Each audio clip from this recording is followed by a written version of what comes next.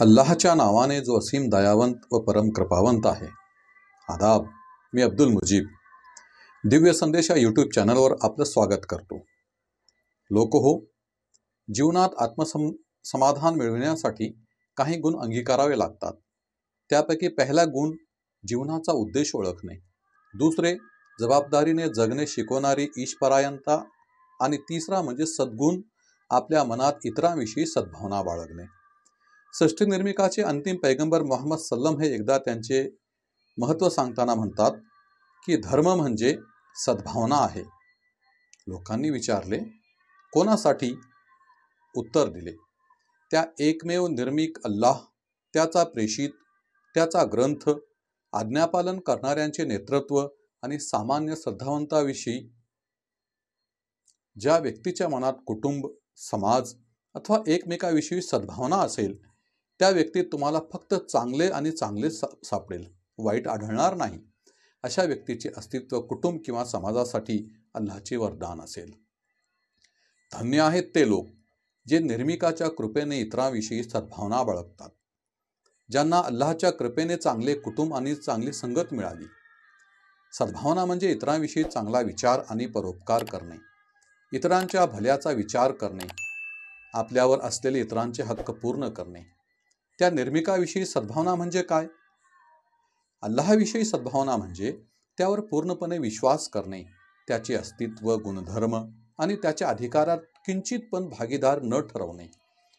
तो अस्तित्वात आहे, तो आपल्या कल्पनेनुसार नसून त्याने सांगितल्याप्रमाणे आहे यावर विश्वास करणे, प्रामाणिकपणे फक्त त्याचीच उपासना आणि आज्ञापालन करणे, निर्मितीऐवजी त्यावर सर्वात जास्त प्रेम करणे, आपल्या मनात त्याच्या नाराजीचे भय बाळगणे, सगळ्यांनी मिळून त्या निर्मिकाच्या विश्व या राज्यात त्याच्या आज्ञांचे पालन करावे याकडे बोलावणे, अल्लाहबद्दल लोकांचे जे काही गैरसमज आहेत ते दूर करणे, मैत्री अथवा वैर निस्वार्थपणे त्या निर्मिकासाठीच असावे आणि अल्लाहच्या सत्य जीवन मार्गासाठी आपले प्राण आणि संपत्तीने जिहाद म्हणजेच संघर्ष करणे.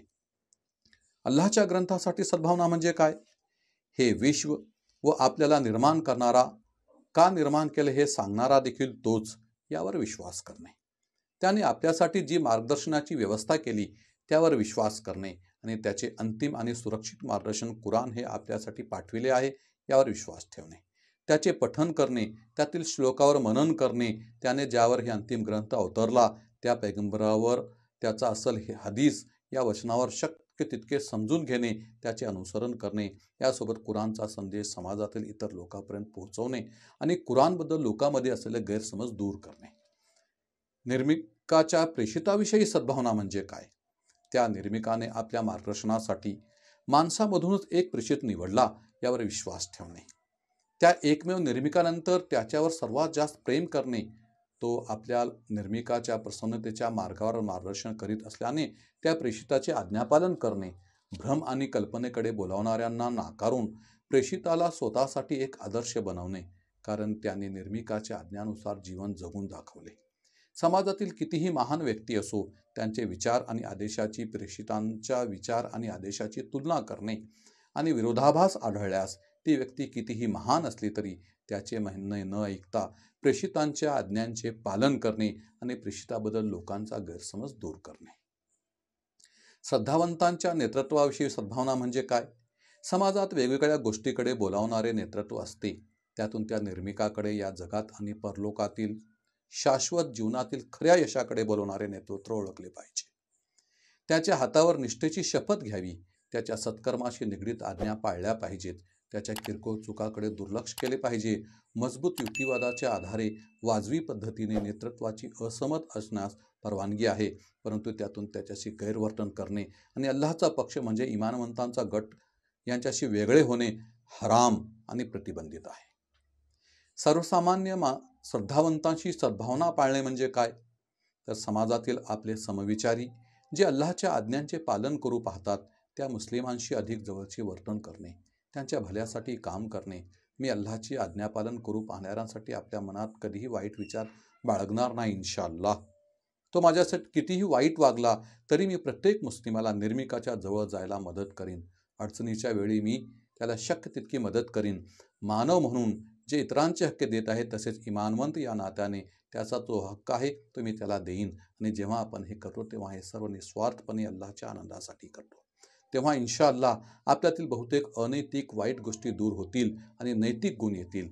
एखाद्याला जेव्हा कोणाचे भले करायचे असते तेव्हा तो त्याची निंदा, मत्सर, चाहडी करत नाही, त्याला शिवीगाळ करत नाही, त्यावर राग काढत नाही, त्याचा अपमान करून त्याच्याशी भांडतही नाही.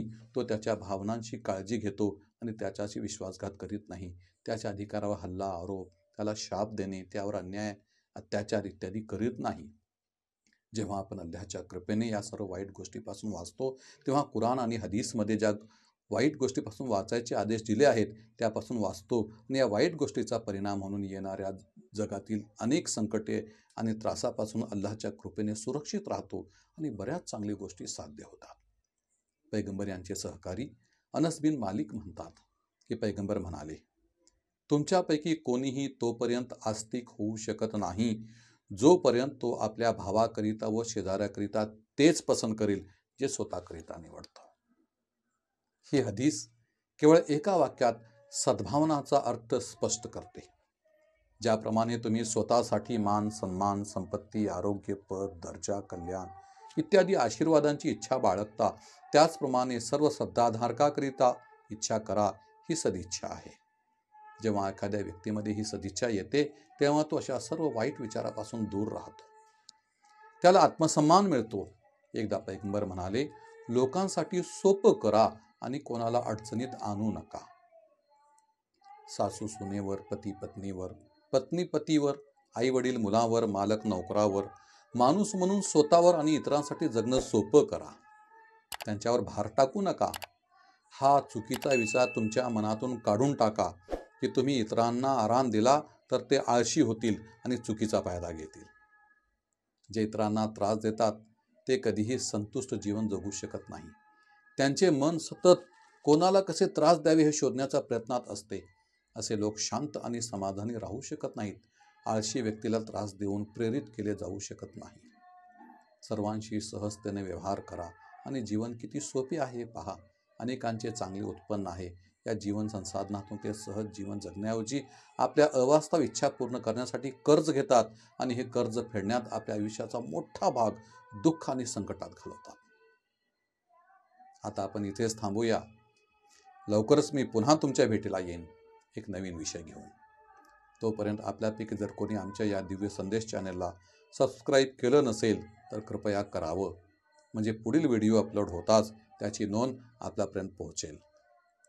आपला अभिप्राय कमेंट करणं विसरू नका आणि व्हिडिओ आवडला असेल तर याची लिंक इतरांपर्यंत पोहोचवून या दिव्य संदेशाच्या प्रसाराकरिता सहकार्य करा. अल्लाह हाफिज, म्हणजे अल्लाह तुमचा संरक्षक हो.